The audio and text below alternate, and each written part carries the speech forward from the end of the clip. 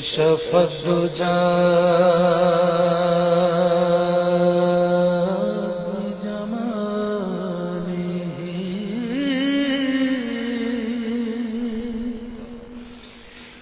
حسنت جميع خصاله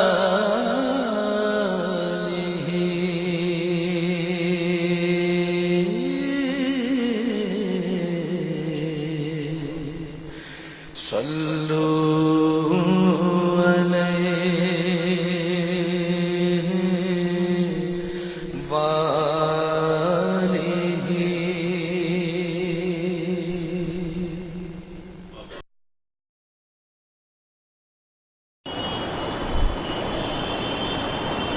يا أيها الذين آمنوا صلوا عليه وسلموا تسليما اللهم صل وسلم على سيدنا محمد وآله وأصحابه وبارك وسلم صلاة وسلاما عليك يا رسول الله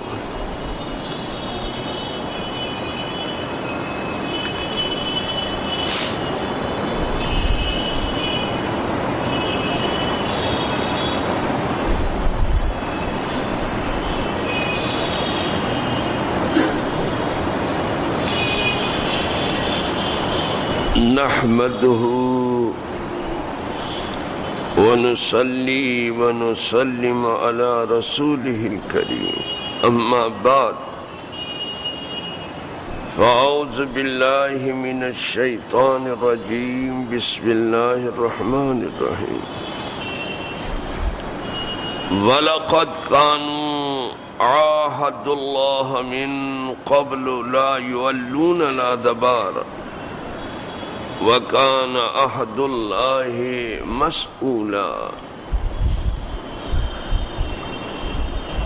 قُلْ لَن يَنفَعَكُمُ الْفِرَارُ إِنْ فَرَرْتُم مِّنَ الْمَوْتِ أَوِ الْقَتْلِ وَإِذًا لَّا تُمَتَّعُونَ إِلَّا قَلِيلًا قُلْ مَنْ ذَا الَّذِي يَعْصِمُكُم مِّنَ اللَّهِ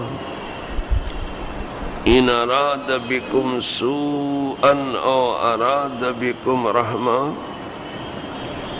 وَلَا يَجِدُونَ لَهُم مِّن دُونِ اللَّهِ وَلِيًّا وَلَا نَصِيرًا صدق اللہ مولانا العظیم۔ اور بے شک اس سے پہلے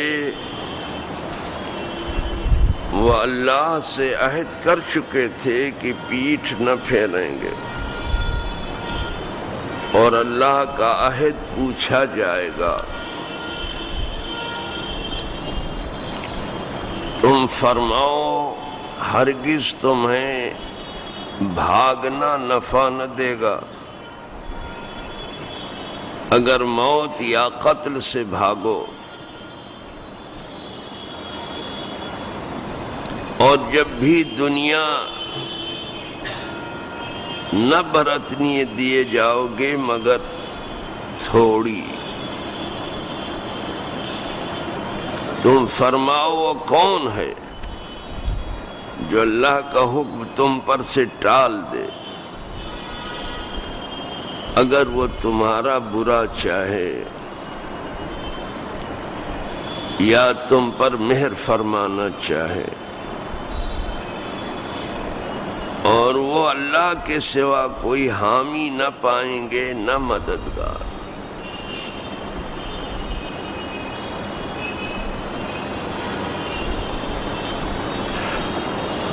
منافقین کا حال مزید کھولا جا رہا ہے۔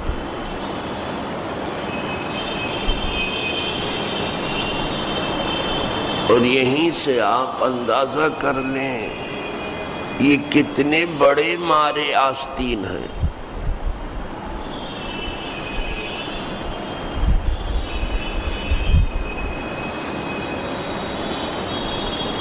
آپ دروس قرآنی میں دیکھ رہے ہیں کہ ان کا بیان جو ایک بار شروع ہوا تو ابھی بھی جاری ہے۔ یہ آستین کے سانپ ہیں، بہت مشکل ہے ان کی شناخت،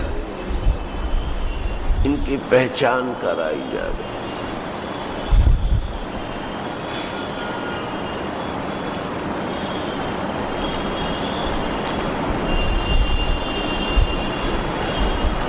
بارگاہ رسالت میں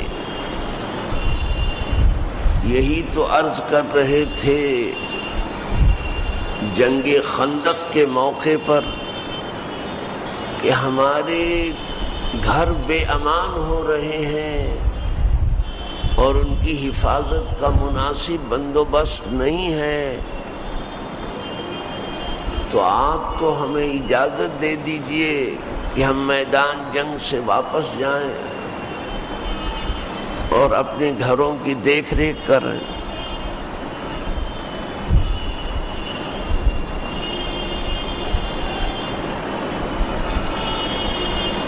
کتاب نے صاف بیان کر دیا کہ ایسا ہرگز نہیں کہ ان کے گھر غیر محفوظ تھے، ان کی پوری حفاظت ہو رہی تھی، لیکن یہ بات جو کہہ رہے تھے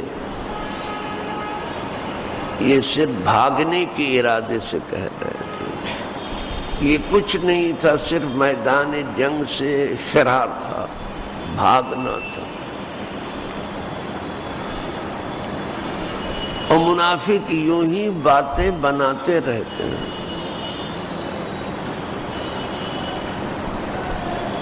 جب عہد کرنے کا وقت آتا ہے تو بڑے بڑے دعوے کرتے ہیں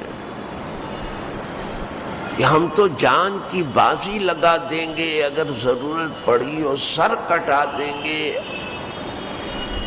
اگر وقت آیا، اور اپنی جانوں کا نذرانہ پیش کریں گے اگر وہ گھڑی آئی تو۔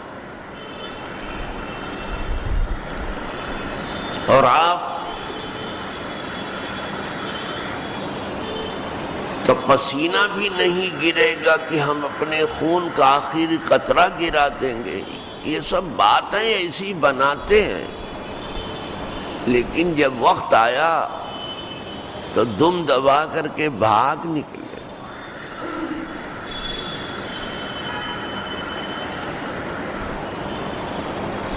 اب ان اجازت لینے والوں کو یاد دلایا جا رہا ہے، وَلَقَدْ كَانُوا عَاهَدُ اللَّهَ مِنْ قَبْلُ، بلا شبہ انہوں نے اللہ سے پہلے بھی عہد کیا تھا۔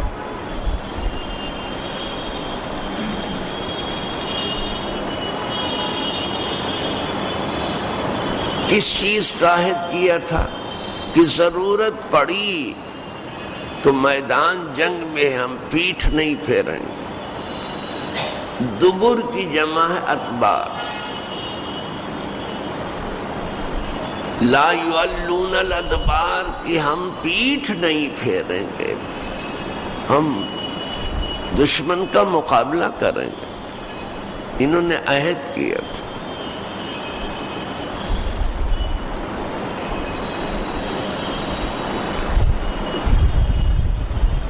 جب جنگ احد ہونے ہی والی تھی تو بھی اس گروہ نے، جسے بنو سلمہ اور بنو حارثہ کہتے ہیں، وہاں بھی کمزوری دکھائی تھی۔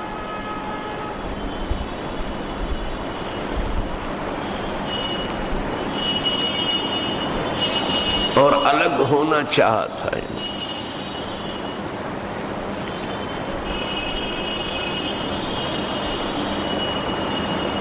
لیکن پھر انہوں نے بارگاہ الہی میں عہد کیا کہ جو کچھ بھول تھی ہو گئی، اب آئندہ ہم ایسا نہیں کریں۔ لیکن یہاں جنگ خندق کے موقع پہ پھر ویسے ہی ہوا۔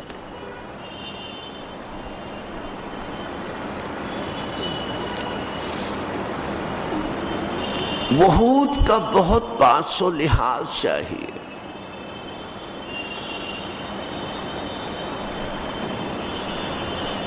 دیندار کی دینی ضرورت ہے کہ اپنے عہد کا پاس و لحاظ کرے.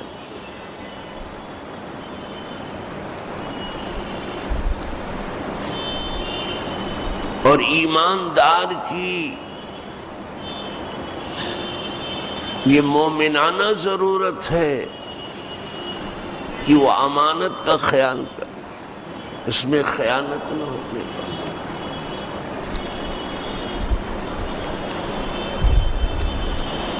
حضور سرور عالم روحی فداء صلی اللہ علیہ وسلم برابر تاکید کرتے رہتے تھے کہ لا دین لمن لا عہد له